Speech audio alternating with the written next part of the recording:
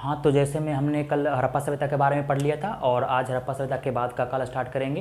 वैदिक सभ्यता के स्टार्ट करने से पहले कुछ हम ओवरव्यू देख लेते हैं कि हमने क्या क्या क्लोज कर दिया है। और हाँ, हड़प्पा सभ्यता के बाद हमने इंपॉर्टेंट क्वेश्चन भी कर लिए जो एग्जाम में आ चुके हैं। अब हम स्टार्ट करेंगे दूसरा क्वेश्चन। वैदिक सभ्यता के पहले कुछ वेद क्या हैं ये सब हैं, उसके बारे में हम जान लेंगे अभी। तो पहले हमने क्या क्या कवर कर लिया इसके बारे में एक ओवरव्यू ले लेते हैं। तो इतिहास को पहले 3 कालखंडों में बांटा गया था। प्रागैतिहासिक काल, ठीक है, प्रागैतिहासिक काल, ठीक है, प्रागैतिहासिक काल, आद्यैतिहासिक काल,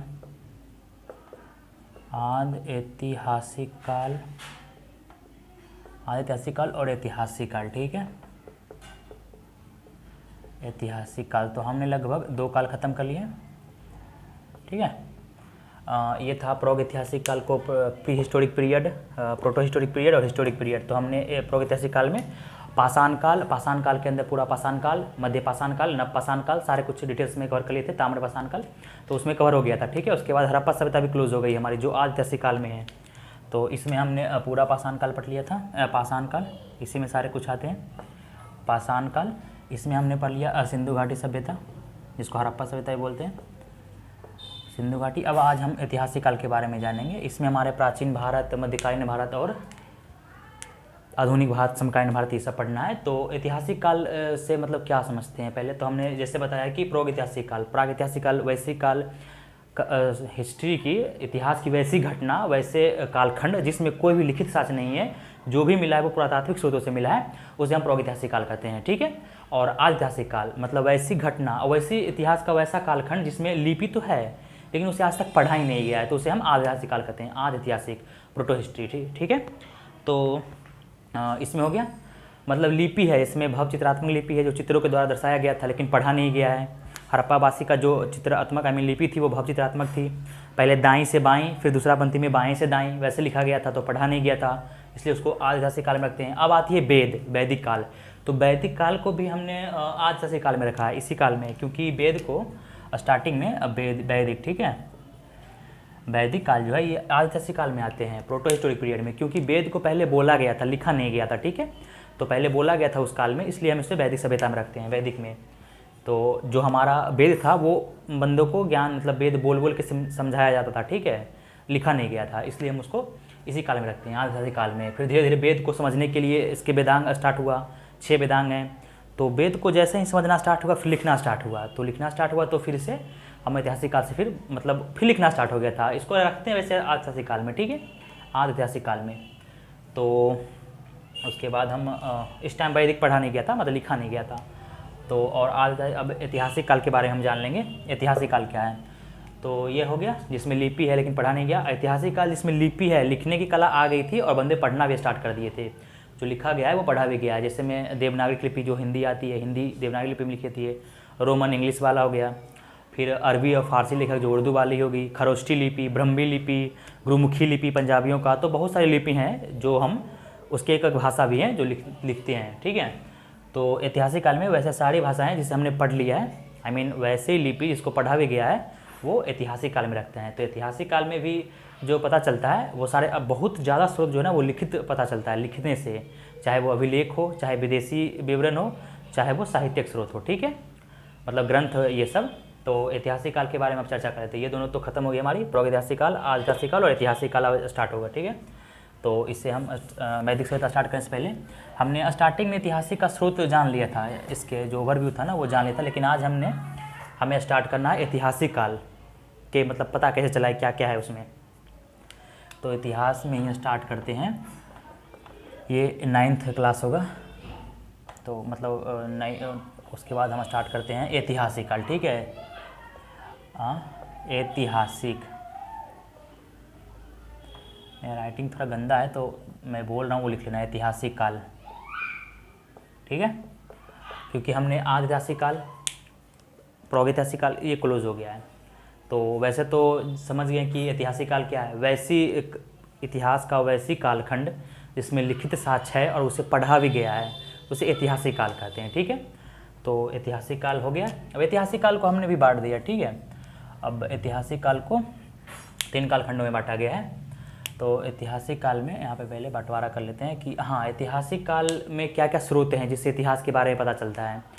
तो जैसे में वैदिक सभ्यता अब स्टार्ट होगी, तो उससे पहले कुछ हम ओवरव्यू कर लेते हैं कि वेद क्या है, रामायण महाभारत, ब्राह्मण गैर ब्राह्मण अरनायक, ये सब क्या हैं और इसमें इतिहास के बारे में किस मतलब कैसे पता चलता है इससे। ठीक है, तो इतिहास के बारे में पहले प्रागैतिहासिक काल में जिसमें आदि मानव लोग थे तो पत्थर से पता चला, पुरातात्विक स्रोतों से पता चला।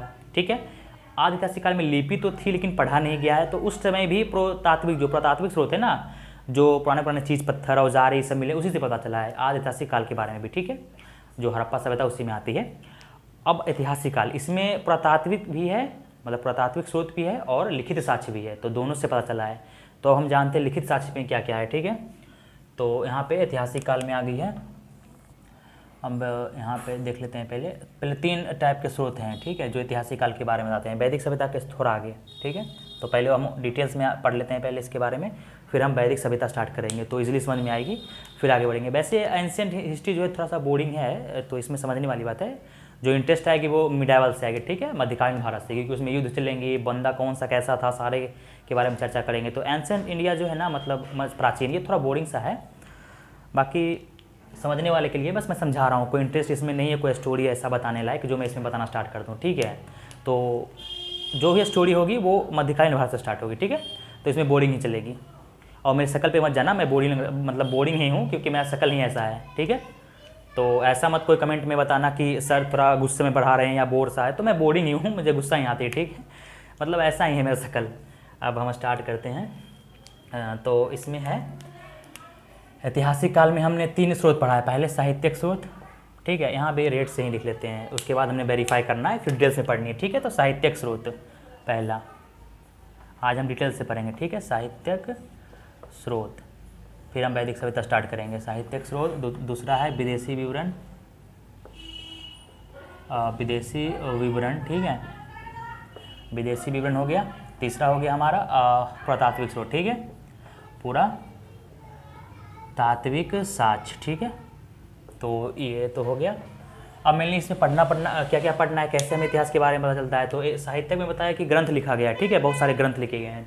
विदेशी विवरण मतलब विदेशी लोग आए हैं, अधिकतर जो यूनानी लेखक आए हैं, यूनानी लेखक, अरबी लेखक और चाइनीज लेखक। ठीक है, मतलब चीन के जो फाहियान हैं, संग, ये सब आते हैं, उसके बारे में पढ़ेंगे कौन कौन से। हाँ, इसमें हर एक एग्ज़ाम में एक क्वेश्चन तो मतलब आता है, ज़रूर आता है। ठीक है, इसमें कि किस बंदे ने कौन सा बुक लिखा है। ठीक है, तो इसके बारे में हर एक एग्जाम में आता है इससे क्वेश्चन, और एक आंसर मतलब एक क्वेश्चन बनने से बंदे कितने आगे रैंक में ऊपर पहुंच जाते हैं, ये तो सभी को मालूम होगा। तो हम स्टार्ट करेंगे आज साहित्यिक स्रोत। ठीक है, पहले इसके बारे में वेरीफाई कर लेते हैं थोड़ा। साहित्यिक स्रोत जो है इसको 2 काल पहले, हाँ साहित्यिक स्रोत क्या है ये हम जान लेते हैं। साहित्यिक स्रोत किसे कहते हैं, तो साहित्यिक स्रोत का डिफिनेशन क्या है समझ लो। वैसी लिखित रचनाएं जिससे भारत और विश्व के इतिहास के बारे में जानकारी मिलती है, तो उसमें हम साहित्यिक स्रोत कहते हैं। ठीक है, उसे साहित्यिक स्रोत कहते हैं। वैसी लिखित रचनाएं जो जिससे भारत और विश्व के इतिहास के बारे में जानकारी मिलती है, तो हम साहित्यिक स्रोत कहते हैं। ठीक है, तो साहित्यिक स्रोत हो गया। तो साहित्यिक स्रोत वैसे तो बहुत सारे ग्रंथ हो गए हैं, तो इसको भी वेरीफाई किया गया, मीन कैटेगराइज किया गया है, 2 भागों में बांटा गया है। एक था धार्मिक, एक था गैर धार्मिक, रिलीजियस एंड नॉन रिलीजियस। ठीक है, तो हमने इसको बांट दिया पहले, मतलब पढ़ने में अच्छी हो इसलिए धार्मिक हमने नहीं, मतलब पहले से ही बटा हुआ है, धार्मिक और गैर धार्मिक। ठीक है, दिख रहा है क्या मेरा राइटिंग, जो मैं बोल रहा हूँ ना वैसे बोलने पे लिखो, ये तो मैं ऐसे ही लिख दे रहा हूँ। ठीक है, गैर धार्मिक और धार्मिक, धार्मिक गैर धार्मिक। ठीक है, रिलीजियस नॉन रिलीजियस, क्योंकि साहित्यिक स्रोत तो मैं बताया हूँ ना कि वैसे ग्रंथ, वैसे लिखित ग्रंथ जिससे भारत और विश्व के इतिहास के बारे में जानकारी मिलती है। तो धार्मिक 2 ग्रंथ टाइप की थी, एक धार्मिक थी, एक गैर धार्मिक थी। तो धार्मिक किसे कहते हैं, वैसी सारी ग्रंथ थे, वे ग्रंथ जो रिलीजियस आई मीन धर्म से संबंधित ग्रंथ हो, जैसे में जैन धर्म, बौद्ध धर्म, सनातन धर्म से संबंधित ग्रंथ को धार्मिक ग्रंथ बोला गया। ठीक है, और गैर धार्मिक में आ गया वैसी ग्रंथ जो धर्म से संबंधित ना हो, जैसे में इंडिका, पंचतंत्र, विज्ञान शकुंतलम, अर्थशास्त्र, ये सब जो बुक्स हैं वो गैर धार्मिक है, उसमें धर्म से संबंधित नहीं है कुछ, वो बंदे को पढ़ने के लिए है। वैसे तो ऐतिहासिक ग्रंथ, जीवनी, ये सब सारे गैर धार्मिक आते हैं जो धर्म से संबंधित ना हो, और वैसे ग्रंथ जो धर्म से संबंधित हो। ठीक है, वैसे ग्रंथ जो धर्म से संबंधित हो वो धार्मिक आएंगे। जैसे में हिंदू धर्म से हो, चाहे जैन धर्म, चाहे बुद्ध धर्म, उस टाइम यही 3 धर्म थे। सबसे पुराने धर्म सनातन धर्म है, हिंदू धर्म, ठीक है। और तो उसके बारे में जो ग्रंथ हैं वो हम पढ़ेंगे, ठीक है। तो धार्मिक हो गया।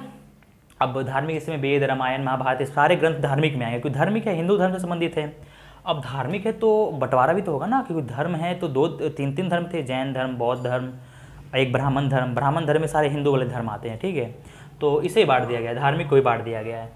तो धार्मिक को ब्राह्मण, धार्मिक को ब्राह्मण ग्रंथ, ठीक है, ब्राह्मण ग्रंथ और गैर ब्राह्मण, ठीक है, गैर ब्राह्मण या ब्राह्मणोत्तर। ब्राह्मण के बाद जो ग्रंथ होती है ना ब्राह्मणोत्तर, कोई भी ऐसा कालखंड जो खत्म होने वाली है उसे उत्तर बोलते हैं, ठीक है। ये तो मालूम ही होगा। अब धार्मिक और गैर धार्मिक आ गया। अब गैर धार्मिक में तो मैं पहले बता दिया हूँ कि इसमें ऐतिहासिक ग्रंथ, जीवनी, ये सब आएंगे। जैसे में अर्थशास्त्र, ये सब बहुत सारे ऐसे बुक है, सभी का याद करना है। अर्थशास्त्र, पंचतंत्र, इंडिका, ठीक है, अभिज्ञान शकुंतलम, और भी बहुत सारे बुक हैं। तो इतना ही रखो फिलहाल। अर्थशास्त्र के लेखक चाणक्य है, पंचतंत्र के लेखक विष्णु शर्मा, इंडिका का मेगास्थनीज, अभिज्ञान शकुंतलम के कालिदास, ये सब बारे में आगे और डिटेल्स में पढ़ेंगे। तो ब्राह्मण और गैर ब्राह्मण, ठीक है। अब ब्राह्मण जो हिंदू धर्म से, वैसे ग्रंथ जो हिंदू धर्म से संबंधित हो उसे ब्राह्मण धर्म कहते हैं, ब्राह्मण ग्रंथ बोलते हैं, ठीक है। तो ब्राह्मण ग्रंथ में हम क्या पढ़ेंगे, वेद, ये सब वेद हो गया। अरनायक हो गया। अरनायक वैसे ग्रंथ नहीं है, जो ग्रंथ की रचना जंगल में उसे अरनायक बोला गया है। अब आ गया स्मृति, बहुत सारे धर्म में स्मृति हो गया। फिर वेद, अरनायक, स्मृति, रामायण, महाभारत, वैसी सारी ग्रंथ है जो हिंदू धर्म से संबंधित हो, ठीक है। और भी है, पुराण हो गया, ठीक है। ये सब तो अभी मैं वेरीफाई करूँगा सबका, इतना डिटेल जान लो। और गैर ब्राह्मण में 2 धर्म आते हैं। गैर ब्राह्मण मतलब हिंदू धर्म से अलग धर्म। गैर ब्राह्मण ग्रंथ हुए वैसे ग्रंथ जिसमें ब्राह्मण हिंदू धर्म के बारे में नहीं हो बल्कि दूसरे धर्म के बारे में हो। उस टाइम तो जैन और बुद्ध धर्म ही थे, क्योंकि मुस्लिम धर्म और ईसाई धर्म उस समय नहीं स्टार्ट हुआ था, ठीक है। तो उसमें 3 ही धर्म थे, और इंडिया में भी 3 धर्म ही थे, ब्राह्मण, हिंदू धर्म और जैन और बौद्ध। तो जैन और बौद्ध ग्रंथ में हमें आ गए। तो जैन, ठीक है, मैं बोल दे रहा हूँ, लिख लेना वैसे ही, जैन धर्म और बौद्ध धर्म, ठीक है, बौद्ध धर्म, ठीक है। मतलब जैन ग्रंथ, बौद्ध ग्रंथ, जैन ग्रंथ और बौद्ध ग्रंथ, ये सब में कौन कौन से ग्रंथ आते हैं। तो जैन धर्म में वैसे तो आदि पुराण, 12 अंग, उपांग, कल्पसूत्र, भागवत सूत्र, जितना सूत्र है सब इसी में आते हैं, ठीक है। कल्पसूत्र, भागवत सूत्र, आदि पुराण, ये सब जैन ग्रंथ से संबंधित है, ठीक है। अब आता है बौद्ध में लिख लो सूत पिटक, विनय पिटक, अभिधम पिटक, ये तीनों को त्रिपिटक बोला गया है, ठीक है। त्रिपिटक दिख रहा है ना मेरा राइटिंग में, तो समझ नहीं आएगा, मेरा बट पे ध्यान देना। जैन धर्म में आदि पुराण, 12 अंग, कल्पसूत्र, भागवत सूत्र, ठीक है। बौद्ध ग्रंथ में आते हैं सूत्र पिटक, विनय पिटक, अभिधम पिटक, और भी इसमें बहुत सारे आते हैं। अंगुत्तर निकाय, जातक, अंगुत्तर निकाय, जिससे महाजनपद के काल के बारे में पता चलता है। और वैसा कौन सा ग्रंथ है बौद्ध धर्म में जिसमें महाजनपद के काल के बारे में बताया गया है, तो वो था अंगुत्तर निकाय। और जैन धर्म के ऐसा कौन सा ग्रंथ है जिस 16 महाजनपदों के बारे में पता चलता है, तो वो था भागवत सूत्र, ठीक है। आगे जाके पढ़ेंगे ये। तो ये सब हो गया, जातक हो गया, और भी है इसमें, तो इतना हो गया, ठीक है। ये ओवरव्यू एक देख लो। उसके बाद हमने फिर विदेशी यात्रा विवरण में तो ईरानी लेखक, अरबी लेखक और वो आएंगे चीनी लेखक, ठीक है। अब पुरातात्विक के भी 2 कालखंड हैं, इसका ही पढ़ लेंगे, इसके लास्ट में पढ़ेंगे। सबसे पहला था सिक्के, पुरातात्विक सिक्के, कौन सा बंदा कौन सा सिक्के चलाया है, और एक अभिलेख, किस बंदे ने कौन सा अभिलेख लिखा है, किस राजा ने, पहले युद्ध हुआ तो अभिलेख लिख दिया, युद्ध में जीत गया तो अभिलेख हो गया। मंदिरों में भी लेख लिखा जाता, पत्थर पे, गुफा में, स्तंभों पे, शिलालेख, बहुत सारे लेख लिखे हैं अलग अलग जगह पे, भित्ति लेख, दीवार का लेख बोला गया है, ये सब। तो सिक्के और अभिलेख के बारे में हम पढ़ेंगे पुरातात्विक साक्ष्य में। पहले हम साहित्यक को तो डिटेल्स में पढ़ लेते हैं, आखिर ये क्या है, पढ़ना नहीं है, समझना है, ठीक है समझना है। एक बार समझ लो, हमेशा के लिए इतिहास में काम आएगा, क्योंकि इतिहास कभी ख़त्म नहीं होगा, हर एक एग्ज़ाम में आएंगे इतिहास के बारे में और ज़िंदगी भर आते रहेंगे। तो पढ़ो अच्छे से, और एक ही बार पढ़ना है, फिर तो ओवर भी करना, रिवीजन हो जाएगी, तो हर एक एग्ज़ाम में आएंगे इससे क्वेश्चंस। तो ऐसा नहीं कि चल इतिहास, अरे कौन से काम के सिक्के, अभिलेख, धार्मिक गैर धार्मिक क्या कौन से काम के हैं, एक तो दूसरा का नॉलेज भी दोगे, बोलना स्टार्ट करोगे तो बंदा अगला चुप हो ही जाएगा इतिहास के बारे में। नहीं भी ये बात है तो एग्ज़ाम में आएंगे, बीपीएससी यूपीएससी पीसीएस एग्जाम में 17 से 25 से 30 क्वेश्चन इससे आते हैं, और यही लेवल के आते हैं, तो सारे पढ़ना इंपॉर्टेंट है, ठीक है, सारे एग्जाम में आए हुए क्वेश्चन हैं, तो अच्छा से पढ़ो इसे। ये क्या है ग्रंथ, पहले तो जो हिंदू हैं, सनातन धर्म है, उससे तो खुद मालूम नहीं होगा अपने धर्म के बारे में अधिकतर, बस ऊपर जानते हैं, कोई एक सब बुक भी नहीं जानता रामायण महाभारत के छोड़ के अधिकतर लोग। वेद को तो नाम ही सुने कि है वेद क्या, तो यही हम सबको पढ़ना है। पहले तो साहित्यिक स्रोत हो गया, साहित्यिक स्रोत क्या है, तो वैसी बुक्स मतलब वैसी ग्रंथ, ठीक है, वैसी ग्रंथ जिसमें भारत और विश्व के इतिहास की जानकारी मिलती है, तो यह साहित्यिक स्रोत हो गया है। साहित्यिक स्रोत को दो भागों में बांटा गया, धार्मिक गैर धार्मिक। धार्मिक बुक में वह सारी ग्रंथ जो धर्म से संबंधित हो, वो धार्मिक हो गया है। गैर धार्मिक वैसी सारी ग्रंथ है जो धर्म से संबंधित ना हो, चाहे वो ऐतिहासिक ग्रंथ हो गया या जीवनी हो गया है, ठीक है, वो गैर धार्मिक में आते हैं। अब धार्मिक है तो दो धर्म में बट गया है, एक ब्राह्मण धर्म, एक गैर ब्राह्मण धर्म।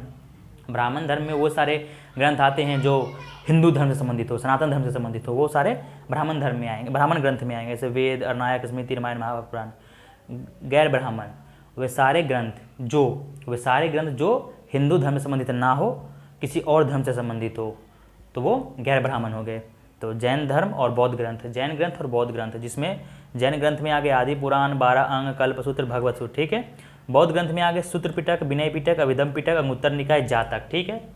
तो ये सारे हो गए ओवरव्यू, ठीक है। अब विदेशियात विवरण, जब विदेश में पहुंचेंगे तो हम बताएंगे, ठीक, कौन कौन से बंदा आया। पुरातात्विक शास्त्र में आगे सिक्के और अभिलेखों के बारे में पढ़ेंगे। पहले हम साहित्य को तो खत्म कर लें, अब हम स्टार्टिंग से पढ़ते हैं कि वेद आखिर में क्या है, ठीक है। तो इसे लिख लो, मैं मिटा दे रहा हूँ अभी, ठीक है, रोक के लिख लेना इसे, और हो सके तो साथ में याद कर लो। अब हम इसे सारे को उड़ा देते हैं, ऐतिहासिक स्रोत में ही पढ़ रहे हैं, ऐतिहासिक में ही। ये काला हो गया, डस्टर नहीं लाना पड़ेगा। तो इसके बारे में अब हम जानेंगे कि आखिर में है क्या। मैं डस्टर लेके आ रहा हूँ, हाथ भी काला हो गई है, ठीक है। तो अब हम क्या पढ़ेंगे, वेद क्या है, ठीक है, क्योंकि साथ ओवरव्यू हो गया। इतिहास स्टार्टिंग करेंगे, साहित्यिक स्रोत क्या है, ऐतिहासिक काल किसे कहते हैं, सब सारे बार हो गए हमें। वेद क्या है, गैर ब्राह्मण, ब्राह्मण सब के बारे में तो पता चल गया। अब हम स्टार्ट करेंगे वेद क्या है, क्योंकि अब ब्राह्मण धर्म से स्टार्ट करेंगे कि वेद क्या है आखिर में। तो वेद का मतलब जो है, वेद सबसे पुराना है, पहला वेद लिखो।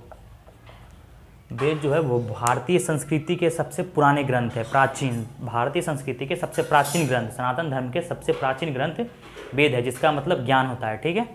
तो वेद का मतलब ज्ञान होता है, और ये हिंदू धर्म के सबसे पुराने ग्रंथ हैं, ठीक है। वेद को उस टाइम वेद को लिखा नहीं गया था कहीं, ब्रह्मा के द्वारा बोला गया था मनुष्य के कान में, ठीक है।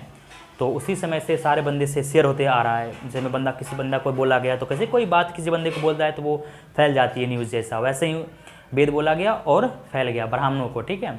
तो उस समय पुरोहित और ब्राह्मण जो थे ना, अपने आप को सर्वश्रेष्ठ माना करते थे, इसलिए उन्होंने बोला कि ब्रह्मा के मंडल में 10वें मंडल में पढ़ेंगे कि ब्रह्मा के मुख से निकले हैं ब्राह्मण, कंधे से जो भुजाएं हैं उससे निकले हैं क्षत्रिय, ठीक है। ये 10वें मंडल में पढ़ेंगे ऋग्वेद में पहुँचने के बाद।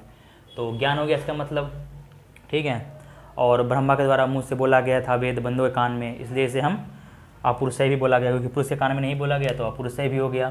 तो ज्ञान हो गया, इसका मतलब ज्ञान हो गया, ठीक है। इसे अपुरुषय भी बोला गया, अपौरुषय, अपौरुषय याद रखना, ये दिख रहा है ना, अपुरुषय है। अब क्या,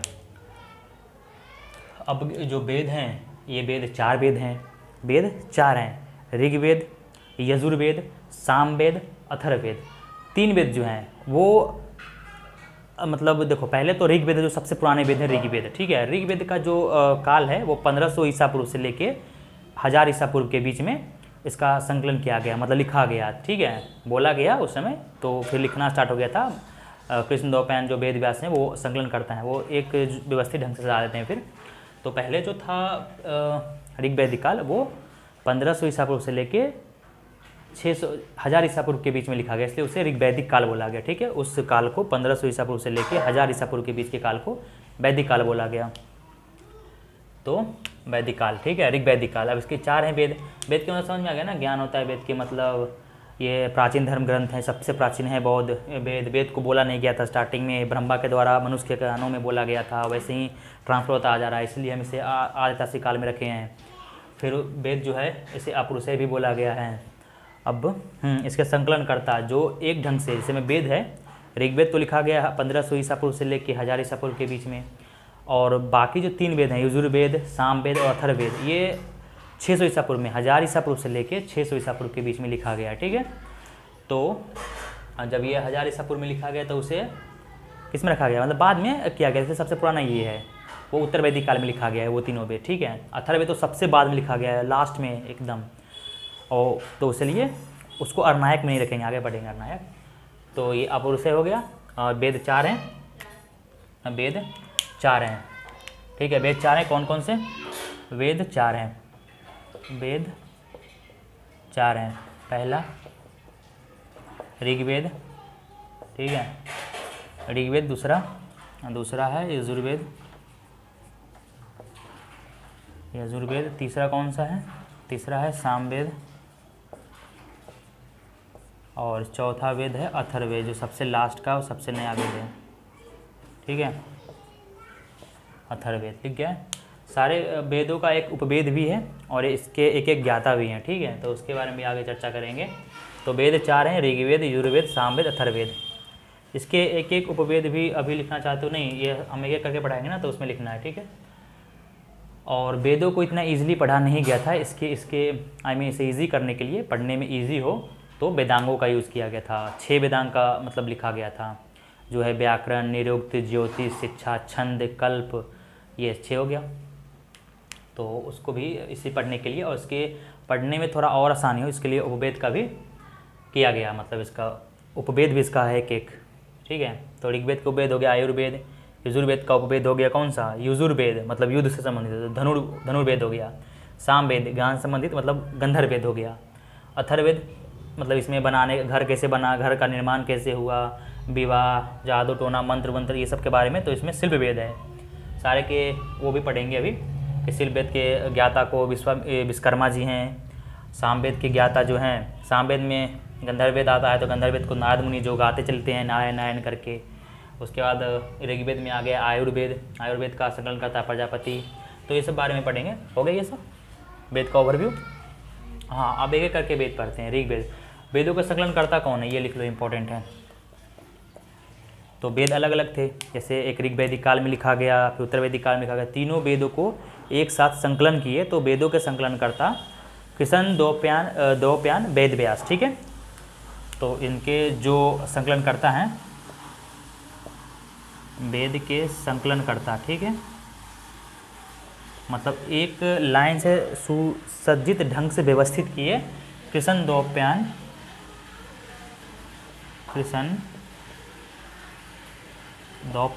वेद व्यास। ठीक है, ये वेदों के संकलन करता है। ठीक है, कृष्ण द्वैपायन वेद व्यास। और चारों वेदों को संहिता भी बोला गया, ये भी लिख लो, लिखिए लो। चारों वेदों को संहिता बोला गया है, संहिता बोला गया है। तो वेद का मतलब ज्ञान होता है, इसे अपरुषय भी बोला गया है, संहिता भी अपरुषय भी बोला गया है। वेद 4 हैं, ऋग्वेद, यजुर्वेद, सामवेद, अथर्ववेद। वेदों के संकलन करता है कृष्ण द्वैपायन वेद व्यास, और चारों वेदों को संहिता भी बोला गया है। हो गया। अब हम ऋग्वेद स्टार्ट करेंगे, तो इससे मैं उड़ा दे रहा हूँ। अब हम स्टार्टिंग से पढ़ेंगे एक एक वेद करके। तो ऋग्वेद पहला जो है, एडिंग लगा लो यहाँ पे, पहला वेद वो है ऋग्वेद। ठीक है, ऋग्वेद पढ़ेंगे। ठीक है, इसका जो लिखना स्टार्ट हुआ 1500 BC से 1000 BC के बीच में, इसलिए उस काल को ऋग्वैदिक काल बोला गया। तो ऋग्वेद में क्या क्या है, पहले जानेंगे कि ऋग्वेद किससे बोलते हैं। तो ऋग्वेद के ऋचाओं को, ऋग्वेद के ऋचाओं के क्रमबद्ध ज्ञान को ऋग्वेद बोला गया है। मतलब ऋग्वेद में जितने भी ज्ञान मंत्र हैं, ऋचाओं को मंत्र बोला गया है। जैसे में 10,462 ऋचाएँ हैं, तो उसके क्रमबद्ध ज्ञान को, मतलब कंटिन्यू जो क्रमबद्ध होता है ना, मतलब जैसे में इतिहास कैसे क्रमबद्ध हुआ है कि पहले पूरा पाषाण, फिर मध्य पाषाण, फिर नव पाषाण, या फिर पाषाण काल के बाद कांस्य युग, कांस्य युग के बाद लौह युग, ऐसे मतलब सिंधु घाटी के बाद सभ्यता के बाद वैदिक सभ्यता, वैदिक सभ्यता के बाद महाजनपद काल, महाजनपद काल के बाद मौर्य काल, ऐसे स्टार्टिंग होती है ना। वैसे ही ऋग्वेद, मतलब ऋग्वेद में ऋचाओं के क्रमबद्ध ढंग से सजाने के कर्म को ये बोला गया है, ऋग्वेद बोला गया, ठीक है। अब ऋग्वेद के जो ज्ञाता हैं या ऋग्वेद के पाठकर्ता को, ऋचाओं के पढ़ने वाले को होत्री बोला गया है, ठीक है। तो ये भी लिख लो। तो ऋचाओं के क्रमबद्ध ज्ञान को ऋग्वेद बोला गया है। अब ऋग्वेद के पाठनकर्ता को, ऋग्वेद के ऋचाओं के पाठनकर्ता को होत्री बोला गया है। इंपॉर्टेंट क्वेश्चन, होत्री बोला गया, ठीक है, होत्री। उसके बाद ऋग्वेद में क्या क्या है, तो ऋग्वेद में 10 मंडल हैं, 10 मंडल, 1028 सूक्त, ठीक है, और 10,462 ऋचाएँ, ठीक है। ऋचाएँ मतलब मंत्र, लिख लो यहाँ पे, ऋचाएँ मतलब मंत्र। ऋचाओं के क्रमबद्ध ज्ञान को ऋग्वेद बोला गया है, इसके पाठनकर्ता या फिर ज्ञाता को होत्री बोला गया है। 10 मंडल है, इसमें 1028 सूक्त हैं, 10,462 ऋचाएँ हैं, मंत्र हैं। और इसमें क्या है, हाँ, अब मंडल हो गया है। अब इसमें जो है कि इसके 3 मंडल, ठीक है। तो इसमें 10 मंडल हैं, 10 मंडल में 1 से लेके 7 मंडल सबसे पुराने हैं, सबसे पुराने मंडल हैं 1 से 7 तक, ठीक है। बाकी 3 को बाद में ऐड किया गया है। सबसे पुराना मंडल, सबसे नया मंडल 10वां मंडल है, जिसमें पुरुष वर्ण के बारे में लिखा गया है, पुरुषोक्त वर्ण मतलब वर्ण व्यवस्था के बारे में, ठीक है। अब 1 से 7 वर्ण मंडल सबसे पुराने, ठीक है, और 10वें मंडल सबसे नया है, ठीक है। तो सारे वो फिर क्रमबद्ध। अब इससे तीसरा मंडल, एक और लिखो यहाँ स्टार मार के। तीसरा मंडल में जो एग्जाम में पूछते हैं, तीसरे मंडल में गायत्री मंत्र का चर्चा किया गया है, जो सूर्य देवता के द्वारा सावित्री को समर्पण एक गायत्री मंत्र है, ठीक है। इसमें वो है ओम भूर्भुवस्सुवः तस्य वितुर्वरेण्यं भर्गो देवस्य धीमहि धियो यो नः प्रचोदयात्, ये वाली मंत्र है, गायत्री मंत्र, जिससे विश्वामित्र जो है ना, इस मंडल का जो लिखे हैं वो विश्वामित्र ने लिखा है, इसलिए आर्य बनाने के लिए इसी मंत्र का उपयोग किया जाता था उस टाइम, ठीक है, आर्यों में। जैसे किसी बंदे को आर्य बनना है तो इस मंत्र के द्वारा ही आर्य बनाया जाता था उस टाइम, ठीक है। तो 3 मंडल जो हो गया है। तीसरे मंडल जो है ये सावित्री संबंधित है, सूर्य देवता के द्वारा समर्पित है, सूर्य देवता के द्वारा समर्पित मंत्र गायत्री मंत्र है, जो सावित्री को दिया गया है। सावित्री वो सत्यवान वाली जो सबसे सती थी, ये पतिव्रता नारी थी, सावित्री को समर्पित है, ठीक है, समर्पित गायत्री मंत्र, गायत्री मंत्र, वही गायत्री मंत्र जो बजते रहते हैं अक्सर, ओम भूर्भुवस्सुवः तस्य वितुर्वरेण्यं भर्गो देवस्य धीमहि धियो यो नः प्रचोदयात्, ये वाली गायत्री मंत्र, ठीक है। ये इंपॉर्टेंट है, लिख लो यहाँ पे भी आई है ये। उसके बाद हाँ, तीसरे मंडल के बाद 8वें मंडल, 8वें मंडल को हस्तलिखित, उसके मतलब वो बोला नहीं गया था, वो लिखा गया था हाथ से, ठीक है। सिर्फ 8वें मंडल हाथ से लिखा गया है। हाँ, पहले ये लिख लो ना कि तीसरे मंडल के जो है ना लिखने वाला वो विश्वामित्र हैं, तीसरे मंडल के जो हैं वो विश्वामित्र हैं, बोलने वाले, इसका मतलब स्वीकार करने वाले विश्वामित्र। अब आ गए 8वें मंडल को, ये तीसरे मंडल है, 8वें मंडल ये हस्तलिखित था, ठीक है, हस्तलिखित मतलब हाथ से लिखा गया था ये मंडल को, सिर्फ 8वें मंडल को हाथ से लिखा गया है, और इसे 8वें मंडल के हस्तलिखित को इसे बोला गया था खिल। इंपॉर्टेंट क्वेश्चन पूछ देगा, ये क्वेश्चन इंपॉर्टेंट है क्योंकि पूछेगा कि ऐसा कौन सा मंडल है जिसे हाथ से लिखा गया था और उसे खिल, या फिर खिल, कौन से मंडल को खिल बोला गया, तो वे थे 8वें मंडल जिसे खिल बोला गया, ठीक है। एक और अब यहाँ लिखो 9वें मंडल, जो इंपॉर्टेंट मंडल है वही पढ़ना है। 9वें मंडल में देवता सोम को समर्पित है ये मंडल, सोम देवता को समर्पित है ये, ठीक है। 9वें मंडल सोम देवता को समर्पित है। अब आता है 10वें मंडल जो सबसे लास्ट है और सबसे बाद वाला जो है मंडल, जिसमें पुरुषोक्त के बारे में लिखा गया है। 10वें मंडल जिसमें पुरुषोक्त के बारे में लिखा गया है, पुरुषोक्त वर्ण व्यवस्था, वन व्यवस्था। इसमें क्या है, इसमें वन व्यवस्था में ब्राह्मण, चार के बारे में है, ब्राह्मण, क्षत्रिय, वैश्य, शूद्र। इस टाइम जो था ना, जो ये जातियों का विभाजन था वो वर्ण के आधार पे था, मतलब काम के आधार पे, ना कि जातियों के आधार पे, वंश के आधार पे नहीं था इस टाइम जैसे में वेद को पढ़ता था वो ब्राह्मण था, जो युद्ध के लिए लड़ रहा है, लड़ने वाला को क्षत्रिय बोला गया।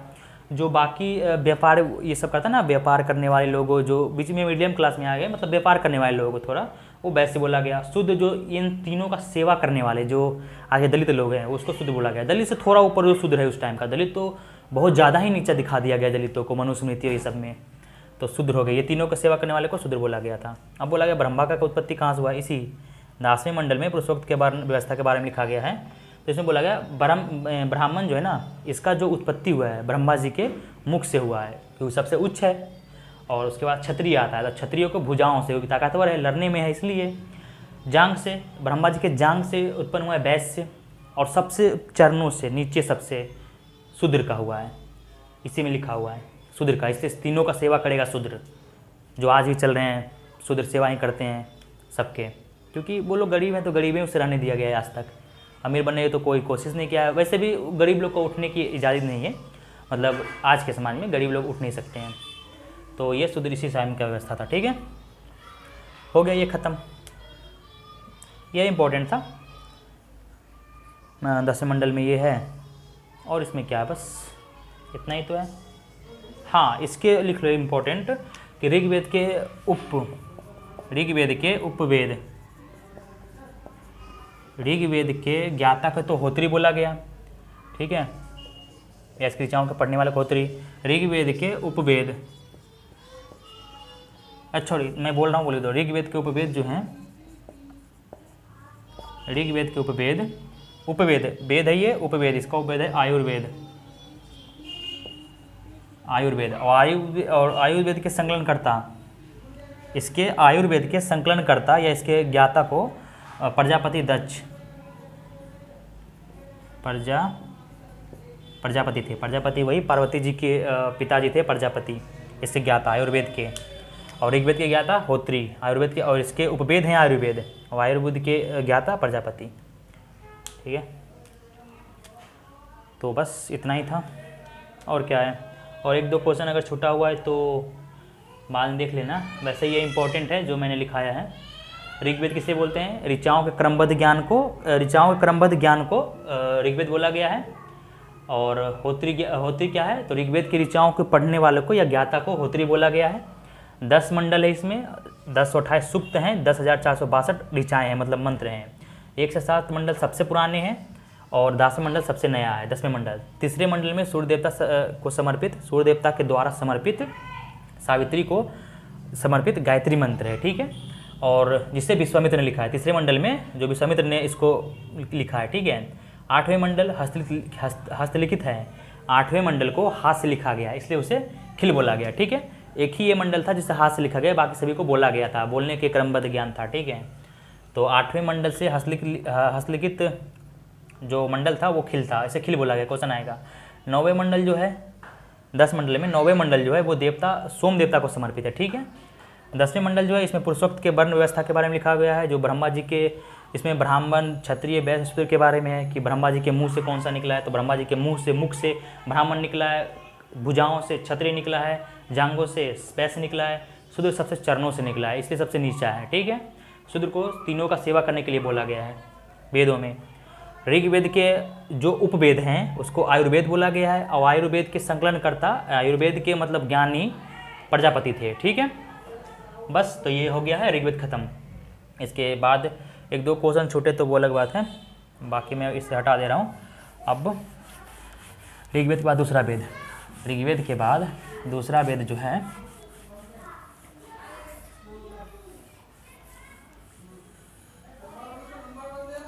अब ऋग्वेद के दूसरा वेद जो है यजुर्वेद, दूसरा लिखो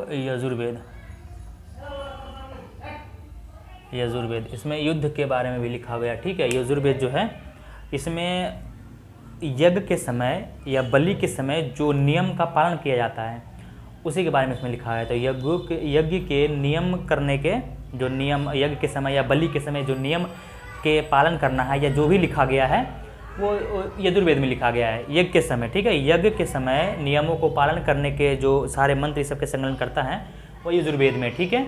इसके ज्ञाता को, यजुर्वेद के ज्ञाता को क्या बोला गया? अर्धवयूर बोला गया, ठीक है। इसके ज्ञाता को अर्धवयूर, अर्धवयूर यही होता है ना, अर्धवयूर, सुधार लेना,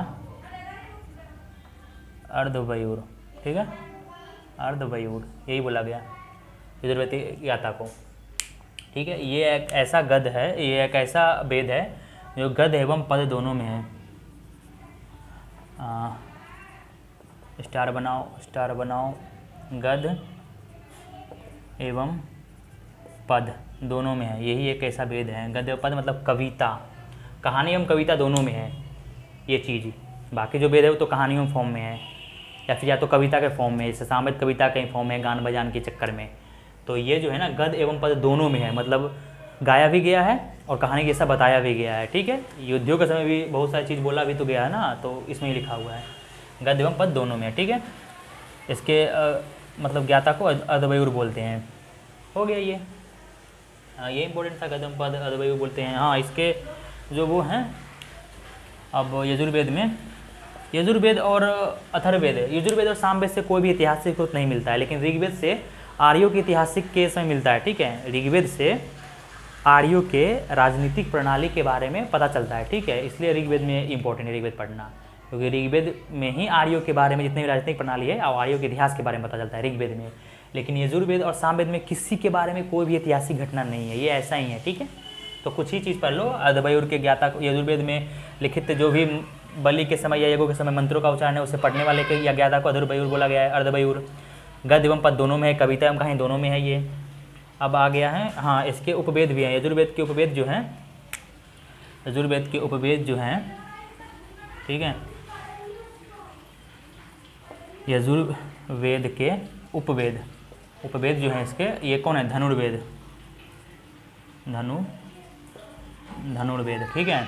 और धनुर्वेद के संकलनकर्ता या फिर ज्ञाता को क्या बोला गया? तो धनुर्वेद के ज्ञाता को, इसके जानने वाले को या फिर ज्ञाता को नारद मुनि, नहीं, ये यजुर्वेद है ना, धनुर्वेद है ये, या नारद मुनि नहीं, नारद मुनि तो गाने वाले थे। इसको विश्वामित्र,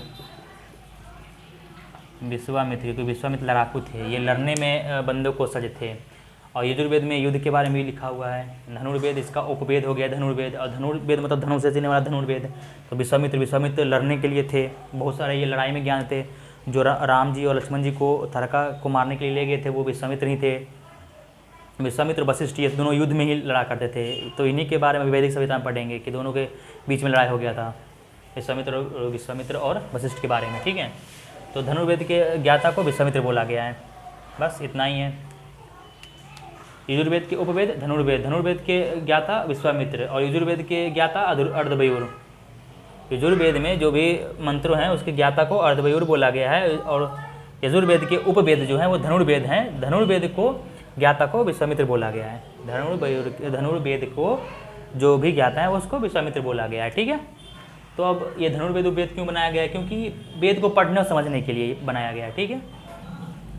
हो गया, ये इंपॉर्टेंट इतना ही है, और इसमें कोई भी ऐतिहासिक घटना नहीं मिलता, इसलिए उससे उड़ा दो। अब आता है सामवेद, तीसरा वेद सामवेद, तीसरा वेद सामवेद, ठीक है। इसका मतलब है गान, गान, ठीक है, गान मतलब गाना, सामवेद। तो सामवेद में क्या पढ़ना है? सामवेद का मतलब होता है गाना। ये जो है यज्ञों के समय गाए जाने वाले कविताओं और ऋचाओं को इसी में संकलन किया गया, इसलिए इसको सामवेद बोला गया है। जो भी मंत्र को गाया जाता था गाना के जैसा या कविता के जैसा, वो इसी में सामवेद में, इसलिए सामवेद को भारतीय मतलब संगीत का जनक बोला जाता है।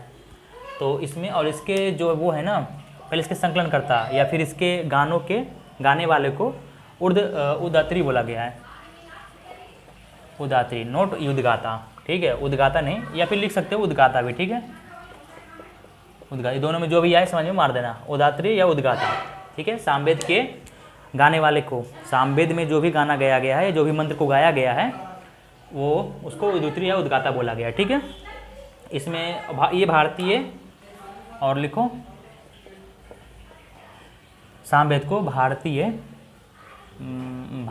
संगीत का जनक बोला गया है, संगीत का जनक, ठीक है, भारतीय संगीत का जनक, संगीत का जनक, क्योंकि संगीत का सातों जो सुर है ना इसी से लिया गया है। संगीत का सातों सुर कौन सा है? सा रे गा मा प द नी, 1 2 3 4 5 6 7, 7 हो गया, 7 ही सुर है, सा रे गा मा प द नी, इसी से लिया गया सामवेद से, ठीक है। तो बस इतना ही है। सामवेद में गाने को बोला गया है, जो यज्ञों के समय गाने वाले मंत्रों को बोला गया है। सामवेद में संकलन किया गया है गाने वाले मंत्रों को, जिसका उच्चारण गाना से किया जाता था।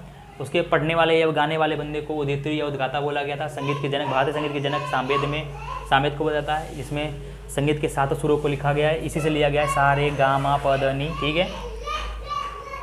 हाँ, इसके एक उपवेद भी हैं, तो इसके उपवेद लिखो। सामवेद के उपवेद, सामवेद के उपवेद जो है गंधर्ववेद, गंधर्ववेद। इसके गाने वाले गंधर्ववेद के ज्ञाता कौन है? तो गंधर्ववेद के ज्ञाता गाने वाले हैं तो नारायण जी होंगे, नारद मुनि। तो नारद मुनि के बारे में तो जानते ही होंगे। कुटिल नारद मुनि, ये कुटना थे, मतलब एक देवता से दूसरे देवता को लड़ाने का काम इन्हीं का था, ठीक है। जैसे कोई बंदा बैठा हुआ आराम से अपने मस्ती में, तो एक देवता से दूसरे देवता के बारे में शिकायत कर दो, नारायण नारायण करते जाते थे ये हमेशा सबके पास। तो गंधर्ववेद के नारायण मुनि थे, ठीक है, क्योंकि गंधर्ववेद गाने वाली चीज़ है, तो और नारायण नारायण गाते यही जाते थे ना नारद मुनि सभी को भगाने के लिए। जैसे में अगर अग्निदेव इंद्रदेव बैठे हैं तो दोनों के बीच में फूट डाल दो, वो काम नारद मुनि का था। तो गंधर्ववेद के ज्ञाता नारद मुनि। बस ये हो गया, सामवेद खत्म। अब अथर्ववेद आते हैं। और कोई भी सामवेद और यजुर्वेद से कोई भी ऐतिहासिक स्रोत के बारे में नहीं मिलता है। आर्यों के जो ऐतिहासिक स्रोतों के बारे में जो आर्यों के इतिहास पता चलता है या राजनीतिक प्रणाली, वो हमें ऋग्वेद से पता चलता है, ठीक है। ये दोनों से कुछ नहीं पता चलता है, से उड़ा दो।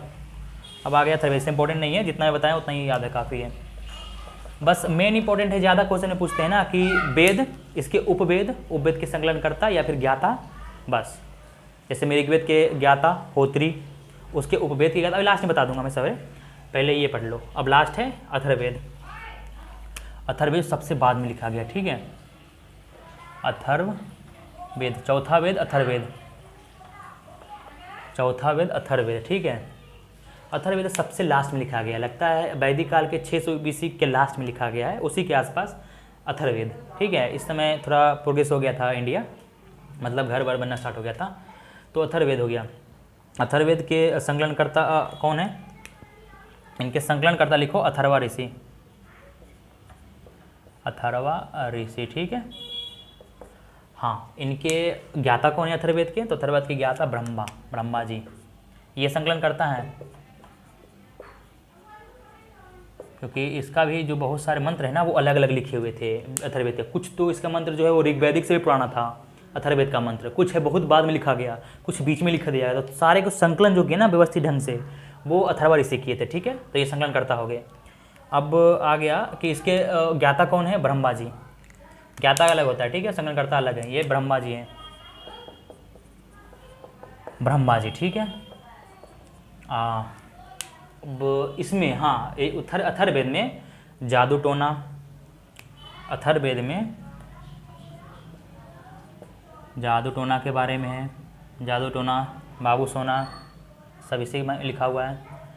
जादू टोना, बाबू सोना, और विवाह के बारे में, मतलब बाबू सोना यही हो गया। फिर राजा का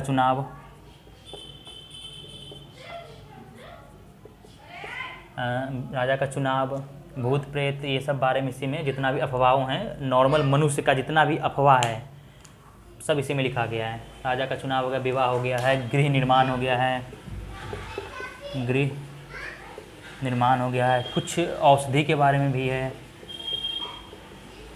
औषधि के बारे में। तो इसमें बहुत सारी चीज़ें हैं, बाद में लिखा गया ना। तो जादू टोना, बाबू सोना हो गया, राजा का चुनाव हो गया, गृह निर्माण हो गया, औषधि हो गया। इसके जो उपवेद हैं अथर्ववेद के उपवेद, इसमें लगभग 731 मंत्र हैं, ठीक है। ये लिखना है तो लिख लो, वैसे इंपॉर्टेंट नहीं है लेकिन लिख लो। 731 मंत्र है इसमें, और 6000 गद हैं, 6000 गद हैं, इंपॉर्टेंट नहीं है लेकिन जान लो।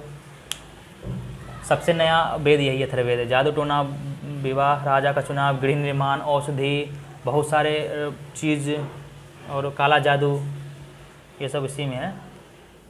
और इससे भी इतिहास के बारे में चलता है, इसमें भी कुछ राजाओं और आर्यों का उस समय के इतिहास के बारे में चलता है। ठीक है, ऐतिहासिक घटना इसमें मेन यही है।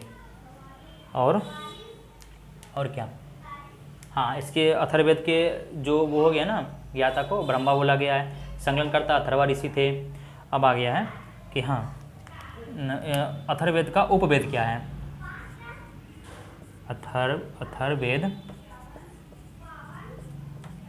अथर्ववेद के उपवेद हो गया इसका शिल्पवेद। शिल्पवेद के ज्ञाता जो हैं वो थे विश्वकर्मा। ठीक है, शिल्पवेद मतलब हो गया ना कि जो गृह निर्माण, बहुत सारे बिल्डिंग का निर्माण, एक से एक डिजाइन टाइप का जो होता है ना, वो शिल्प में आता है, शिल्पवेद। तो जो गृह निर्माण, एक से एक डिजाइन टाइप के अलग अलग बिल्डिंग ये सब बना देते हैं, तो कौन बनाते हैं? वो विश्वकर्मा जी पहले ज़माने में बना देते हैं, जब भगवान के समय था ना, तो ऐसा बोला गया है। इंद्रप्रस्थ को जो बसाए थे ना, वो विश्वकर्मा जी ही बसाए थे अपने वो बनाने का। जैसे इसे समझो कि शिल्पवेद का विश्वकर्मा हो गए, क्योंकि विश्वकर्मा जी ही शिल्प का बनाते हैं। जो भी बिल्डिंग, गृह निर्माण का जो डिज़ाइन बनता है ना, वो शिल्प होता है। तो शिल्पवेद के ज्ञाता विश्वकर्मा। ये इंपॉर्टेंट था, इतना ही लिख लो। अथर्ववेद सबसे नोट्स कर लो, एक चीज़ नोट कर लो यहाँ पे। सबसे पुराना वेद ऋग्वेद। ठीक है, कब लिखा गया है? 1500 BC टू 1000 BC, इसलिए इस काल को ऋग्वैदिक काल बोला गया, इसलिए इसे ऋग्वैदिक पीरियड बोला गया है। ठीक है, और ये सबसे पुराना वेद है, प्राचीन। अब आ गया है और सबसे नया वेद जो बाद में सबसे लिखा गया है, वो थे अथर्ववेद। अथर्ववेद जो है बाद में इसको लिखा गया, इसको 600 BC के आसपास लिखा गया है, मतलब 1000 BC टू 600 BC, इसलिए इसे उत्तर वैदिक काल बोलते हैं। उत्तर वैदिक काल, वैसे भी समझिए ना, उत्तर किसे बोलते हैं? जो भी काल खत्म होने वाले उसे उत्तर बोलते हैं, तो उसे उत्तर वैदिक काल। 600 के लास्ट में अथर्ववेद को लिखा गया था। बस, सबसे पुराना ऋग्वेद, सबसे नया अथर्ववेद, हो गया ये ख़त्म सारे कुछ के बारे में। हाँ, और अथर्ववेद में ना, अथर्ववेद जो है इसमें स्त्रियों को, अथर्ववेद में स्त्रियों को मतलब कन्याओं को सबसे निंदा के पात्र बना गया है। अथर्ववेद में सबसे निंदा के पात्र, मतलब स्त्रियां जो है ना, वो बहुत खराब दिखाया गया अथर्ववेद में। वैसे मनुस्मृति में भी स्त्रियों को बहुत घटिया दिखाया गया है, मतलब जितना भी स्त्री है ना, सबको इसमें नीचा दिखाया जाता है। मतलब कि जन्म को ही, इनके कन्याओं के जन्म को ही निंदा बताया गया है। और वही परंपरा आज तक फॉलो किया जा रहा है हिंदू धर्म में, कि स्त्री अगर लड़की पैदा हुई तो चलो, मतलब लड़की पैदा हुई मतलब ज़िंदगी ख़राब हो गया है। लड़की पैदा हुई, अब पता बंदों को अगर चल जाते हैं ना कि मतलब घर में लड़की है, तो पहले तो बंदे का सदमा लगते हैं इतने सारे को, सभी को, कि दर्द, पहले तो सीने में दर्द हो जाता है, सभी को लगा है ब्रेकअप हो गया या कोई मर गया, ऐसा लड़के के नाम सुनते हैं। और हो सके तो अधिकतर बंदे पहले भी और आज भी लड़कियां को जन्म से पहले ही निपटा दिया जाता है। ठीक है, क्योंकि अथर्ववेद में ऐसा बोला गया है। और मनुस्मृति में तो लड़कियों की शादी जो है वो अपने बाप के एज से भी ज़्यादा बड़े के साथ किया जाता था उस टाइम, मनुस्मृति में बोला गया है। इस मनुस्मृति में बहुत कुछ अच्छा चीज़ बोला गया है, लेकिन जो मनुस्मृति में बोला गया लड़कियों के लिए बहुत ख़राब चीज़, उसमें लड़कियाँ और मनुस्मृति में लड़कियों और दलितों को सबसे निम्न और ख़राब बताया गया उसमें, मतलब नीचा।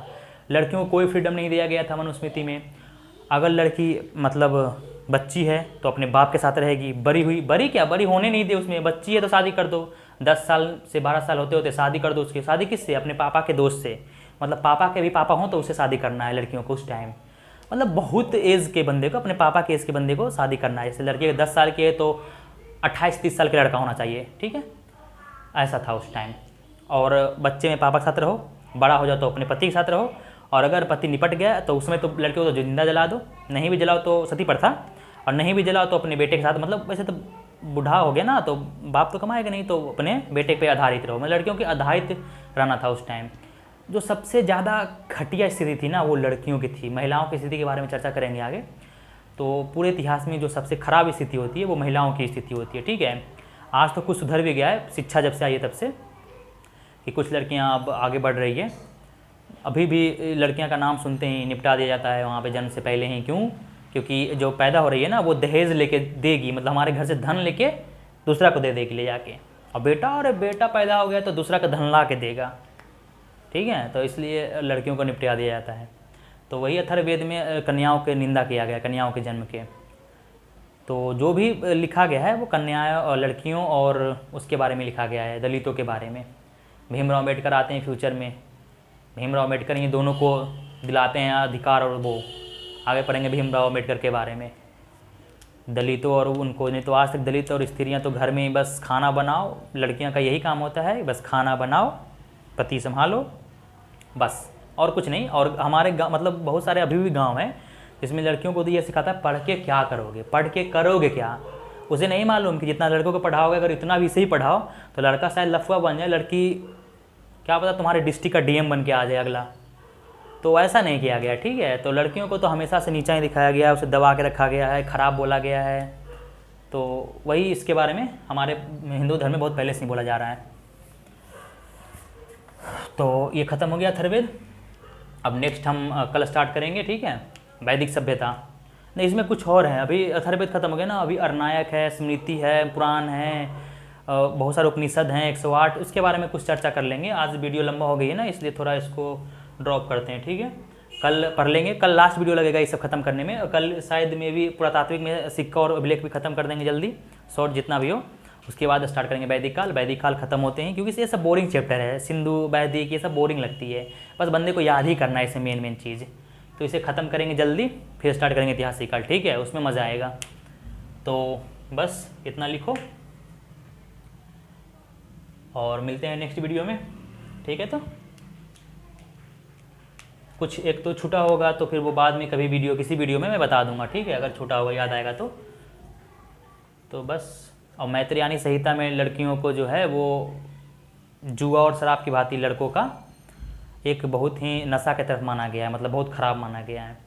पता नहीं क्यों ऐसा अथर्ववेद में और मनुस्मृति में बोला गया है, ऐसा मुझे नहीं लगता कोई ढंग की चीज़ है।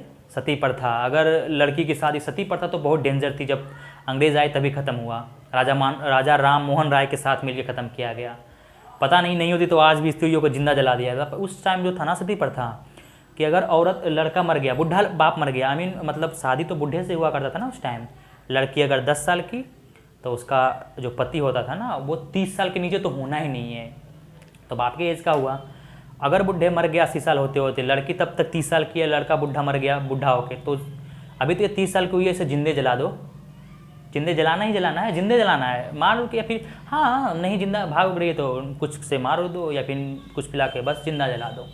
सती प्रथा थी बहुत डेंजर, जो कि कुछ भी बोले खराब थी। हिंदू धर्म में ये खराब थी सती प्रथा।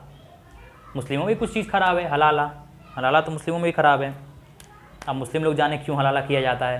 हलाला का मतलब बंदे सर्च कर लेना, मतलब अगर डिवोर्स हो गया ना हलाला में, मुस्लिम धर्म में डिवोर्स हो गया मतलब वो हो गया ना तलाक वाली सिस्टम, तो वापस आना है ना इसी के लाइफ में एंट्री। तो अपने किसी दोस्त के साथ, मतलब पति के दोस्त के साथ सोकर आना है एक रात, या फिर उसके भाई के साथ सो के आना है, वो हलाला थी। पता नहीं ये किस सिस्टम रखा गया था, इसका क्या मतलब था ये मालूम नहीं, लेकिन ये खराबी थी। अच्छा हो ही नहीं सकता तो खराब ही बोला गया।